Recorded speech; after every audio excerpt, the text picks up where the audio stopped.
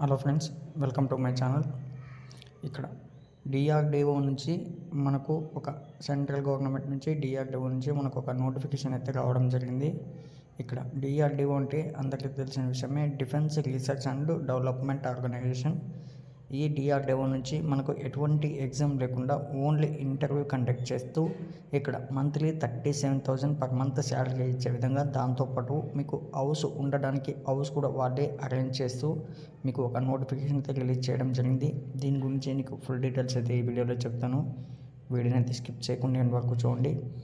కొత్తగా చూస్తున్న వాళ్ళు ఉంటే ఛానల్ను సబ్స్క్రైబ్ చేసుకుని పక్కన ఉన్న బెల్ ఐకాన్ యాక్టివ్లో పెట్టుకోండి. తప్పకుండా ఛానల్ను లైక్ చేయడం మర్చిపోకండి.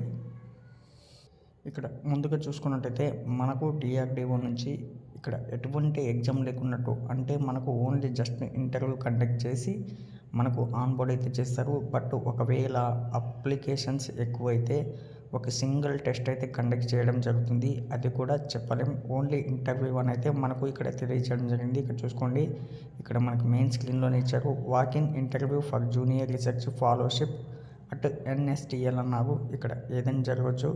ప్రజెంట్గా అయితే మనకు ఓన్లీ ఇంటర్వ్యూ కండక్ట్ చేస్తామని చెప్పారు. ఇక్కడ మనకు క్వాలిఫికేషన్ చూసుకున్నట్టయితే ఇక్కడ మనకు టైప్ ఆఫ్ ఫెలోషిప్ ఉన్నాయి కదా, జూనియర్ రీసెర్చ్ ఫెలోకి ఇక్కడ మెకానికల్ ఇంజనీరింగ్ అయితే కంప్లీట్ చేసి ఉండాలి. ఇక్కడ graduate degree in professional course BE BTech mechanical engineering in first division with a valid NET or GATE score అయితే ఉండాలి. లేదా post graduation degree in professional course ME MTech mechanical engineering in first division both at graduate and postal graduate level అన్నారు. అదేవిధంగా ఇక్కడ junior research fellow కింద electronics ఇక్కడ 2 vacancy అయితే ఉన్నాయి. సేమ్ ఇక్కడ ఒకసారి మీకు చెక్ చేసుకోండి. అలాగే ఇక్కడ నేవల్ ఆర్కిటెక్చర్కి కూడా ఒక్క పోస్ట్ ఉంది. Graduate degree in professional course BE BTech ఇక్కడ in first division with a valid NET or GATE score అన్నారు. అదేవిధంగా పోస్ట్ గ్రాడ్యుయేషన్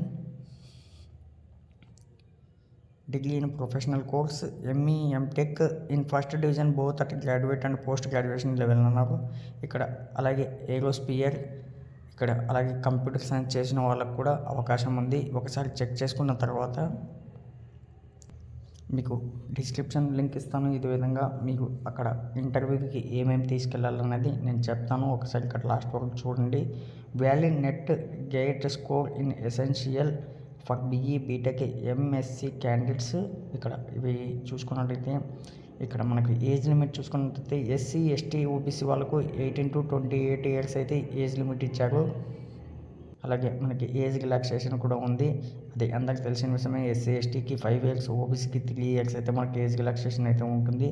ఇక్కడ మనం ఇంటర్వ్యూకి వెళ్ళేటప్పుడు ఒక అప్లికేషన్ ఫామ్ ఉంటుంది. అప్లికేషన్ ఫామ్ లాస్ట్లో చూపిస్తాను.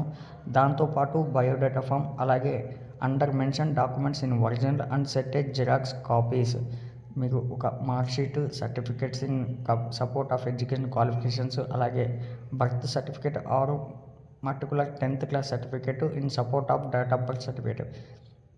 ఇక్కడ డేట్ ఆఫ్ బర్త్ సర్టిఫికేట్ అంటే OBC సర్టిఫికేట్ కింద వస్తుంది. అలాగే valid NET GATE scored card కూడా ఉండాలి. అలాగే SC ST OBC సర్టిఫికేట్ ఉండాలి. SC అయితే SC, ST అయితే ST, OBC అయితే OBC. దాంతోపాటు valid photo ID card, Aadhaar లేదా పాన్ లేదా ఓటర్ కార్డ్ లేదా పాస్పోర్ట్. దాంతోపాటు 2 రీసెంట్ పాస్పోర్ట్ సైజ్ ఫోటోగ్రాఫ్స్ అయితే మీకు తీసుకెళ్ళాలి. అలాగే ఇక్కడ SC ST వాళ్ళకి ఎటువంటి ఛార్జెస్ అయితే ఉండవు. OBC వాళ్ళకైతే 10 రూపీస్ అయితే ఛార్జెస్ చేస్తున్నారు.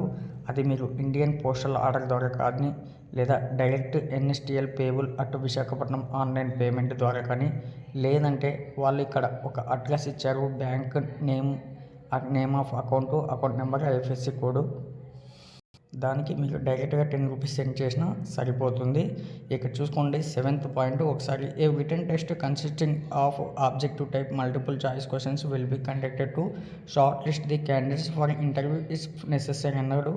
ఇదే చెప్పాను కదా, మనకు ఇంటర్వ్యూ అయితే ఉంటుంది. ఒకవేళ ఇక్కడ అప్లైస్ ఎక్కువైతే ఈ విధంగా అయితే జరగడం జరుగుతుంది.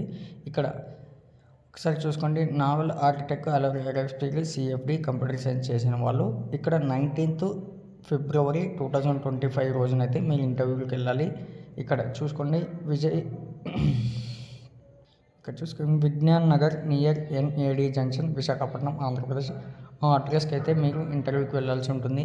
ఇక్కడ మెకానికల్ ఇంజనీరింగ్ ఎలక్ట్రానిక్ చేసిన వాళ్ళు 20th ఫిబ్రవరి 25 రోజున అదే అడ్రస్కి ఇంటర్వ్యూకి వెళ్ళాల్సి ఉంటుంది.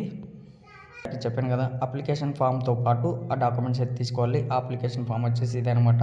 మీకు ఇక్కడ ఒక పాస్పోర్ట్ సైజు, అడ్మిట్ నెంబరు, అలాగే ఫుల్ నేమ్, అలాగే subject JR of applying for father's name, mother name, spouse name, అంటే మీకు మ్యారీడ్ అయితే మీకు మీ మ్యారీడ్ నేమ్ ఇవ్వాలి, లేకపోతే లేదు.